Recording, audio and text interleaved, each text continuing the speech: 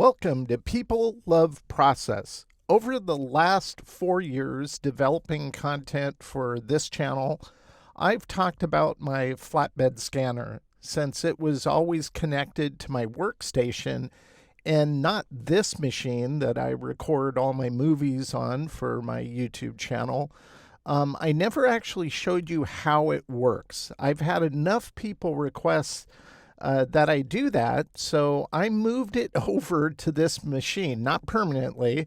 I mean, I record in just actually, it's the same booths that recording booths that LinkedIn Learning has, but they have the large ones where you can fit like 4 people in one recording booth if you needed to, and you could set up lighting and all that. I bought the same branded booth. I just bought their single, like it's like a really small TARDIS, if you will. If you're a geek, you'll know what that reference is. So I had to fit my flatbed scanner in here. It's actually sticking off the little desk I have in my recording booth that just has my iMac, the mixer I use, my keyboard, and my kind of area where I use my mouse with. Now, the scanner's like about 6 inches off of one end, but the rest of it is on the table, and it's kind of cramping me, so it's pushing me to the right. So this isn't a permanent thing. It's just I wanted to record a movie where I show you how that works. It's not hard at all, but it's really important to understand that a flatbed scanner, there's a lot of people that don't really work this way, and I think they're missing out on what a flatbed can do. So enough people have asked, so that's what I'm doing today in this movie. Is we're going to scan a couple images, then we're going to take those into Photoshop and adjust them to get them to where we want and the format we want, and then we'll move to Illustrator and I'll put them to use. And I want to show you that whole process. And because we're covering 3 distinct things, the scanner, Photoshop work, and back to put them to use in Illustrator, I'm going to kind of record this in such a way that I can chop it up and remove those transitionary elements just to make a cleaner video overall. I always try to do that. Now, normally when I do content for LinkedIn Learning, their editors are doing that for me, and I just make audio notes as I'm recording. Unfortunately, I'm doing all my own editing here, so it's kind of fun. I've learned a lot about video editing, but I'm certainly not as good as the editors I had at LinkedIn. So the first thing we want to do is scan a couple images. One image is a drawing, and the other image is an actual print from the Linocuts I did when I was over in Connecticut a few weeks back. And on a Friday night, we went to their print shop area at Hartford Art School and did some Linocuts. That was just a blast. I love this artwork, and I just wanted to use it as an example of something you could scan in. So that's what we're going to be scanning. Now, on the Mac, I'm on Mac here, we're going to be using what's called image capture. This is how you connect a flatbed scanner, and then you install the driver for whatever brand scanner you're going to be using, and then you can bring it up within image capture. So I'm going to launch this, and you can see it's loading my scanner here. This is just default app that comes with MacOS, and so it's scanning right now. And here's the 2 previews. It's showing you the overview scan of both of these images, and then we have controls on the right we'll adjust. So once we get this, it'll give you a default selection here, and you can just go in. I'm just going to kind of just select the area of the print. You can see the edge of the print down here is like a small pad of print paper that I took with me. So we'll do something like that. Now, the other thing, and I'll admit, I've been using, not just for the last 4 years, I've been using flatbed scanners since the early 90s.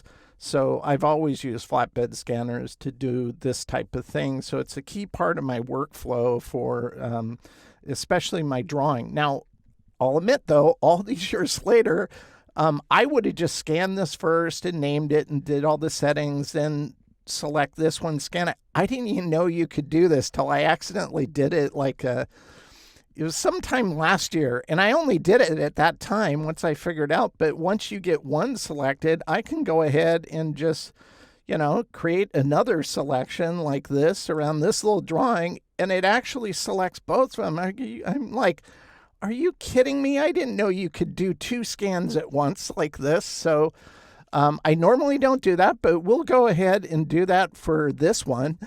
And I'm going to go over here, and you can see by default, it'll go to black and white. It kind of scans, and it can detect color or not. But if you wanted color, you could do color. All you're going to do is get some yellowish and blues that show up in the white and stuff.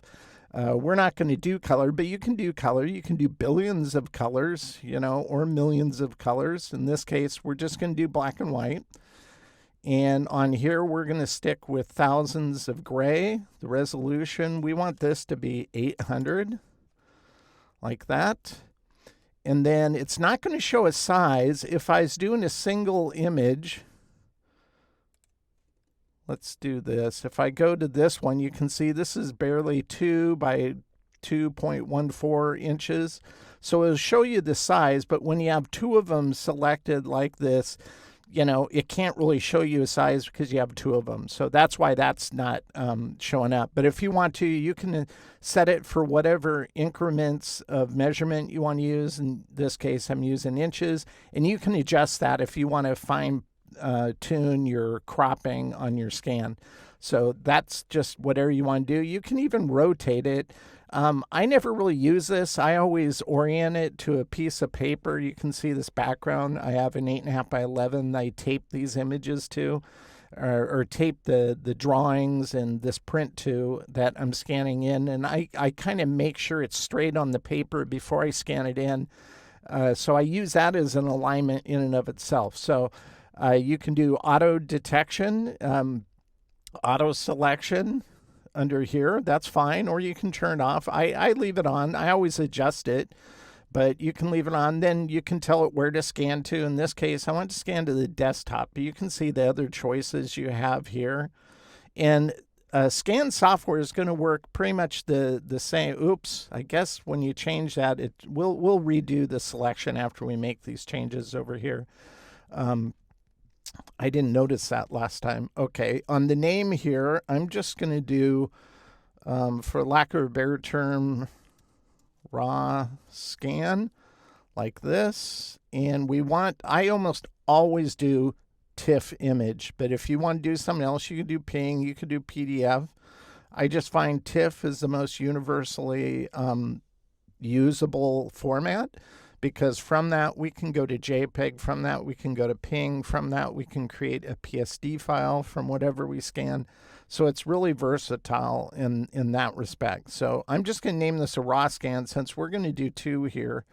Let's go ahead and reset up the bounding. Oops, see, I accidentally created another one.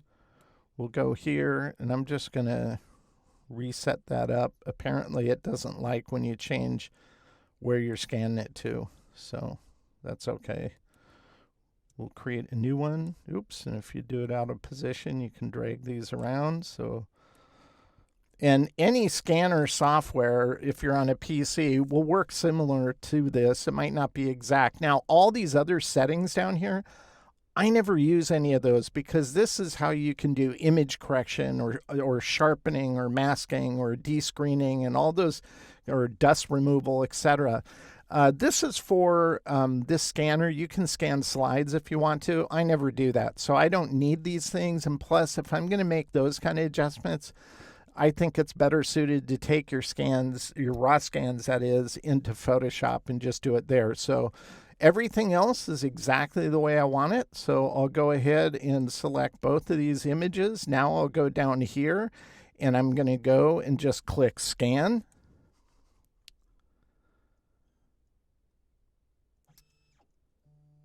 This is the part where I'll just talk over this because this does take a little bit. This is an older scanner, by the way. My scanner, I think it's about 8 years old. Might even be older than that. But it works great. it still works great. The newer scanners, the newer ones you get, I think I have a V30. I think their current one is a V33 or 34. So it's probably faster. Scanning probably actually goes faster because every scanner I've ever bought, and I've been through about 4 of them over the years, they always get faster with each new version and smaller and thinner. And the technology is great, though. I use it a lot. I have a friend who actually takes an extension cord with his scanner and he goes out into his yard and he just holds it against stuff and scans it to get images. And I just thought that was a brilliant idea. So here we go.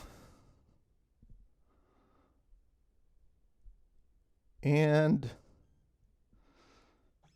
okay, it's scanning the second one. It's coming out. And this is just telling you the process. So you can see it scanned the next one. It's naming, even though I put in raw scan, the first one is called rawscan.tiff, and the next one will be called rawscan1.tiff. But they're individual scans. You can see the first one showed up on the desktop. The second one's done. This is just like a preview window, so you can close this once you're done. It's still saving it. Now it's saved. We're all done with this. So once we're done with this, I'll go ahead and close it. Now I want to go into Photoshop and take these 2 scans and edit them. And that's what we're going to do next. Okay, I'm in Photoshop now, and we have our 2 scans. And by the way, I forgot to mention the scanner. I scan in at 16 bits instead of 8. And eventually, you know, I've been waiting all these years for certain contexts where 16 bits would be preferred over 8 bits, but it hasn't happened yet. So I'm still always converting back. That's okay. So this is the raw scan of how the Linocut print came out. I think that's great. And this is the little drawing here. And this one, we have more adjustments to do than the other one.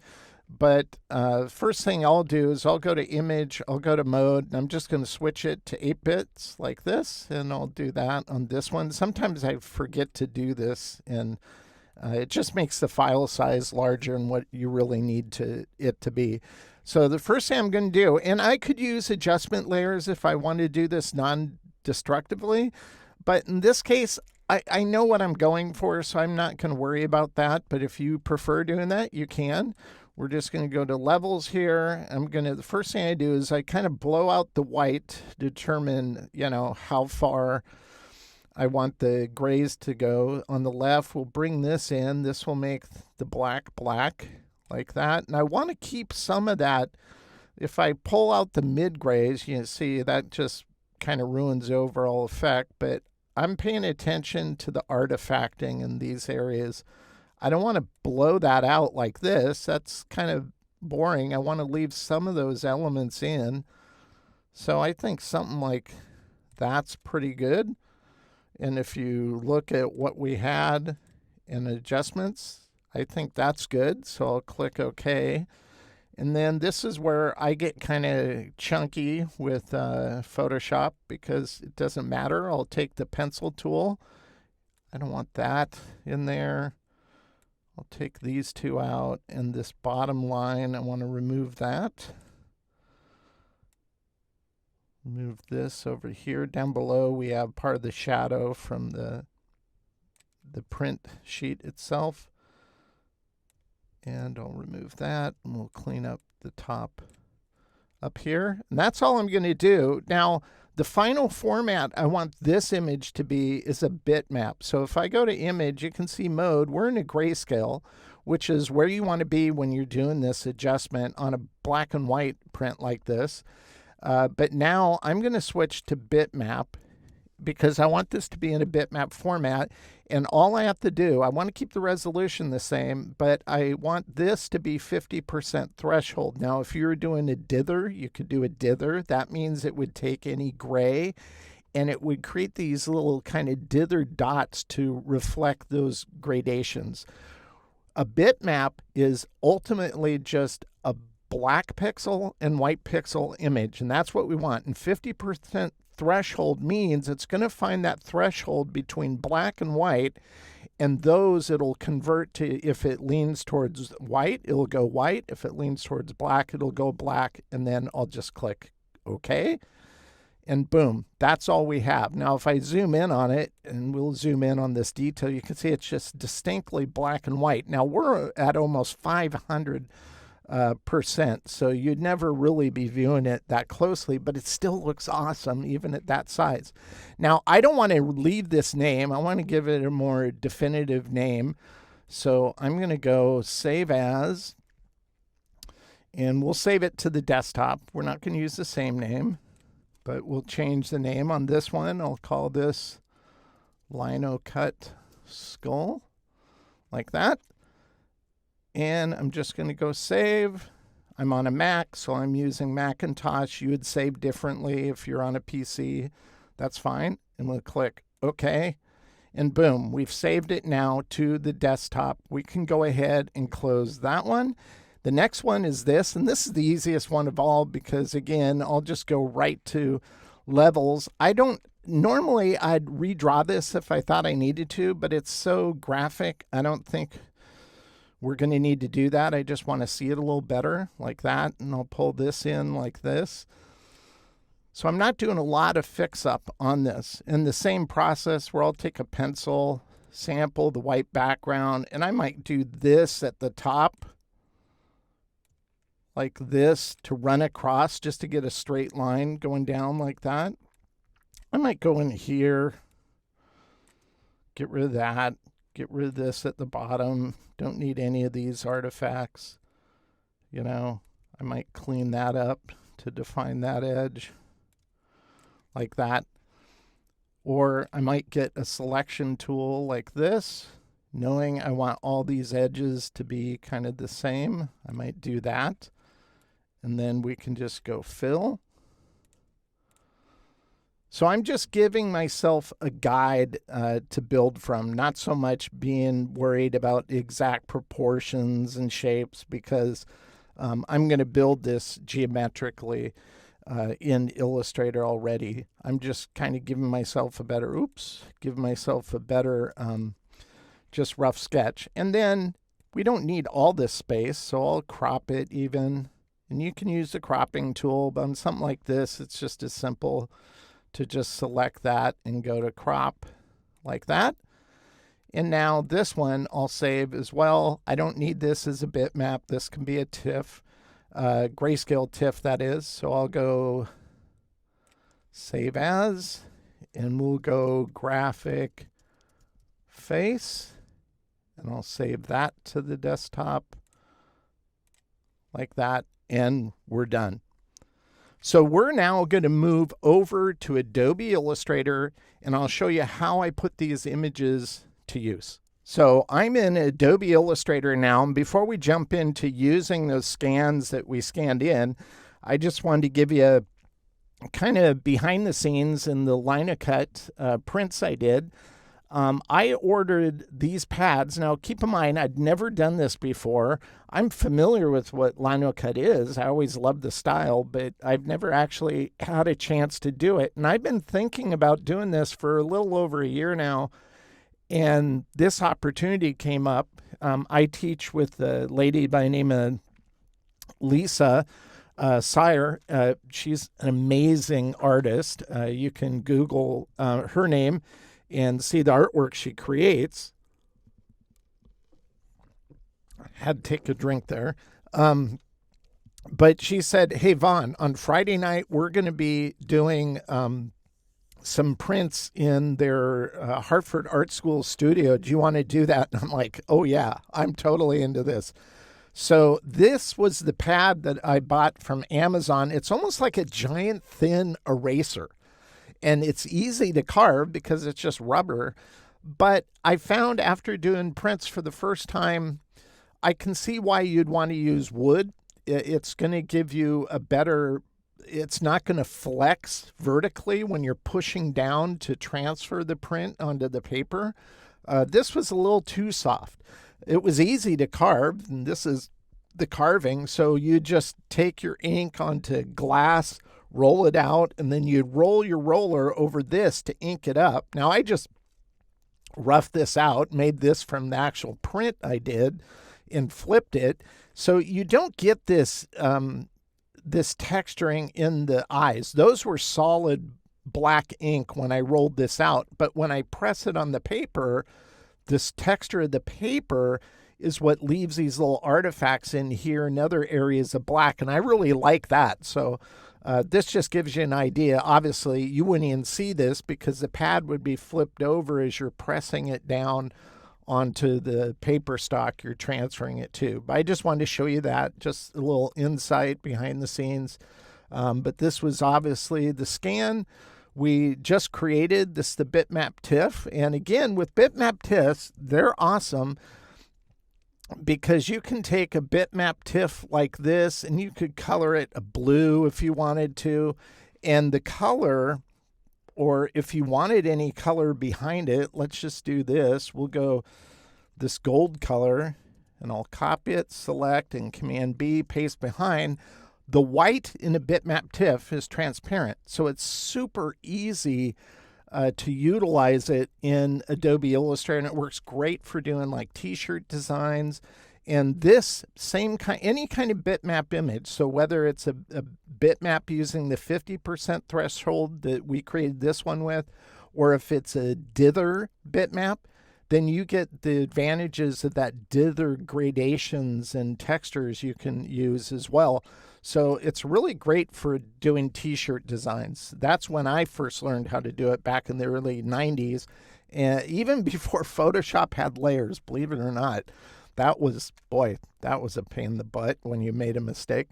Okay, so it's cool to do this kind of thing because you can select it. Maybe you change it like this, make a clone of it, Command F, color it differently. You could shift it like this, go to transparency, go to blend mode like multiply, and you can do fun stuff like that. So that's awesome. That's how it's really flexible. You could take that same image like this. We could go to image trace, and I could go ahead and just select this image, go to the settings. We might want to trace this really tight, so I'd bring this all the way to the right on paths, and noise, I'd go all the way to the left. You want to make sure to go down and ignore color. It's going to default to white. That's what you want. This used to be ignore white. Now they have it ignore whatever color you sample, and it defaults to white because all this image again is black pixels and white pixels. So all the white pixels, you don't want it to make vector shapes. You just want it to focus on the black. So that's all we need to do with these settings. And so once we have those, we can click on preview if you wanted it previewed like that. And I think that looks good. And so we'll go expand, and boom, we have everything done. Let's go ahead and close this window. And so if we look at that, that looks pretty good. It looked like it did a really good job. So let's do this. Just for comparison, we'll zoom in on this, and you can see the ever so stair-stepping. Now we're at 1400%. Nobody's going to look at it this close, but look at how good this looks. I think that's awesome. Now let's zoom in on this and see if this looks as good.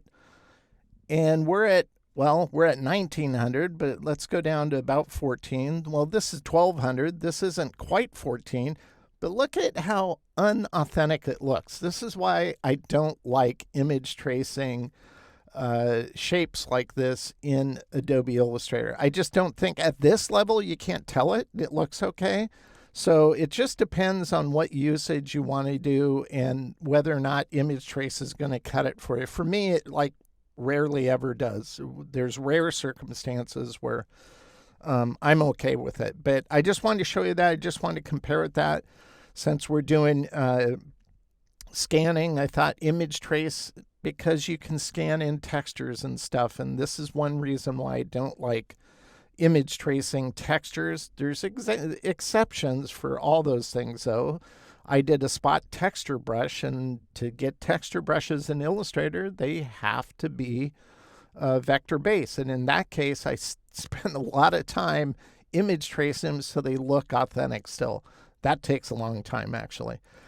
Let's take a look at another example here. We'll go ahead and turn these two off. I'll turn this on. So, well, actually, let's turn this one on so you can handle it like this, which is fun. Or you can take 4 up, the same image, just scaled down.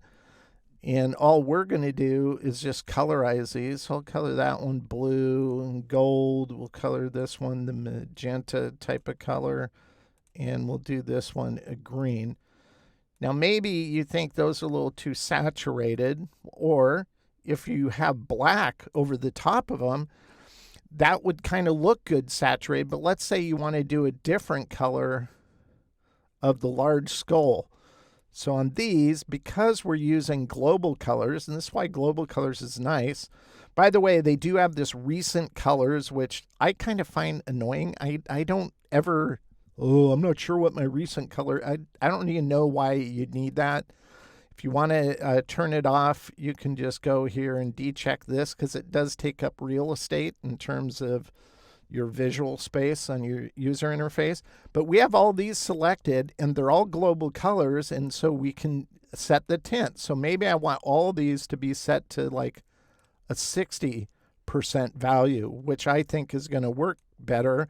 Because on this one, I want to color this one. Let's go back to our colors here. This nice blue, like that. And then you can work in other textures. So let's do that. We're going to turn on this, and this is a splotch texture. It came from an old degraded painted wall that had scrapes going down it. So we're just going to go ahead and take this texture here, and we're going to color it white so it's like knocking stuff out, but I don't want it to eat away so much. So we'll go down to the transparency here, and on this one I'll knock it down almost half, 55, so you can still see things through it, so it has some opacity to it like that. And I just think that gives it a little more character. And here's the easiest of all textures. You can create this with an old toothbrush. I've been using these for 15 plus years now. So that's another reason why having a flatbed scanner. I use my flatbed scanner to scan these in. They're just pieces of blank white copy paper, and I flicked black, I think it was watered down tempera paint, flicked it on with a toothbrush, scanned them in. I've been using them ever since, and so they're super easy to use. The nice thing about this is maybe you want to have more of the kind of that magenta color running through it. You can just color it, and once again, because it's a bitmap TIFF, the white is transparent. It only colors the black pixels like that. You could do that, or maybe you think it'd be better to have blue specks going over it, or maybe you select this other one. We'll register it. This is the exact same texture, by the way. We just rotated it 180 degrees like that. We'll select it. Maybe you want this to be gold, or you want it to be the bluish color, or maybe the green. It just depends on what you're kind of going for. I think pink might look good like that. So we can add some of those textures to it. So there's a lot you can do once you have things you've made using a scanner, a flatbed scanner like this. Now, I was trying to figure out that little graphic face I scanned in. That was a doodle I've had sitting up on my workstation for about a little over a year now. And I've always thought, well, I need to do something with that. And I'm going, well, what would that face match? Well, there's one bug in Adobe Illustrator, and it's still in Illustrator. Even though they're starting to fix some of the other ones I've been complaining about for a while. This one, if you have an image trace, much like, and I'm not going to demonstrate it because it'll ruin the video and I'd have to start all over. If I tried to select all the individual vector, by the way, let's just do this. We'll select this, and then let's open this up and see how many anchor points. So we have 37,000 anchor points, okay? If I tried to direct select all 37,000 anchor points, Illustrator will freak out. And if you don't believe me, try it on your own version. It will happen where as soon as you try to do that and you try to move something or change something, it like, I don't know what it does. It's like a memory thing. It just starts freaking out. And what you end up seeing is it starts creating stuff like this on screen. Now, I'm going to zoom out to show you the full image. This is actually part of the screen capture I did because, one, I thought it was kind of beautiful in a sense, but it locks the computer up for about 15 minutes until it's done trying to process what you're asking it to do. And look at this. It was just a half tone of these irregular dots, but I had a lot of them, and I tried to select them and move them, and then it said, oh, whoa, what are you asking me to do? And it just started freaking out. And it's like animating this on screen, but I can't click anything. I can't move anything. And if you go on a Mac, you can always go to the Apple menu here, and you can go force quit, and it'll bring up a window that shows you what apps are running, and it'll tell you if Adobe Illustrator is unresponding. That's usually the message that shows up, and it doesn't show you that, but it won't let you do anything. And if you haven't saved, you have to wait until the freak storm's over. That's what I ended up calling this when it happens. So I decided to take that and use that as the background here. And I think the graphic face is how I feel when this kind of happens in the midst of the creative process. So that's why I'm using it for this. And I'm just going to set this one to like 15%. As I do with all these kind of drawings like that, and I'll lock it, and we'll zoom in on this because this is just part of it. So we'll zoom in here, and you can see I'm just building this in shapes, so it's not hard at all. I think on this one we'll go ahead and I will go offset like that.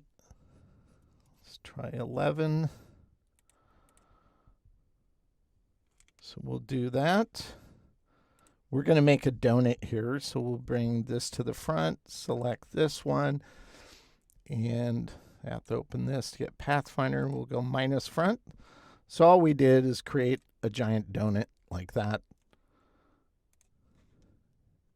Once I have that, I'm going to take this shape and I'll bring it to the front so it's on top of everything. And I'll take this and I'll go minus front, so we're editing it there. And then over here, I don't have to be so careful. Make sure we're on the right layer with what I'm doing. I'll just create a throwaway shape, take this, minus front, then the leftover shape, just delete it. That's how we get that. Now, one thing on these here, these curves, if I go to this curve and I pull this out, notice it's not a straight angle, because sometimes I don't want, like, we'll do this to compare just to show you. And this is something that I'm not sure if I've ever covered. I think I have at some point, is I don't always like taking just 1/4 of a perfect circle to get the curve. And so if you nudge this over, I think I did it 3, 1, 2, 3. Yeah. So I just nudge it over with my nudge keys on my keyboard. 1, 2, 3. Then you can use the corner widget. You don't have to use the dynamic corners by Astute to do this. And then I round it. You get what I think is a better angle. Now, do I do this all the time? No, only for certain things where I don't want that perfect kind of 90-degree base curve. So that's what I do here. I do the same thing down here. We'll go the first one I showed you is horizontal. This one will go vertical. So I'll do the same thing, 3. Then I'll go like that. And you might be going, what's this for? Well, this is the center. It's kind of aligned with the shape that I used on the nose. That way, when I created these, I could just simply select them, copy them, register with this anchor, and reflect it over to the other side. So I didn't bother creating it on both sides like that. So I just want to cover that. We don't need these shapes. And now all these shapes, I can go ahead and just select them all and go unite like that. So now we have a compound path. And then obviously you can fill it with whatever color. Now we're not going to do black. So let's turn this off. We're going to go with this color. And if I zoom out, I'll probably do one last thing on this, and this is apply multiply, just so you can see some of that magenta, lighter magenta color behind it, like this. And I decided to go ahead and brand this Freakstorm because that's what I've always referred it to, because it makes me freak out every time this happens. I've lost work because of this stupid bug. And I've tried to explain it to Adobe Illustrator. And I even recorded a movie one time, and they're like, I don't know, I think they know about it, but they don't want to really say much about it because it's probably something to do with the code. Who knows? I don't know. But anyway, I just wanted to use that as my example to show how I'd use a little scanned in image like that to create a design. So again, all of these designs I created, the scanner that I use, or the brand of scanner that I use, and I'm not getting any endorsement for this, is an Epson Perfection scanner. It works really well. This is exactly what mine looks at, but instead of V33, mine's V30.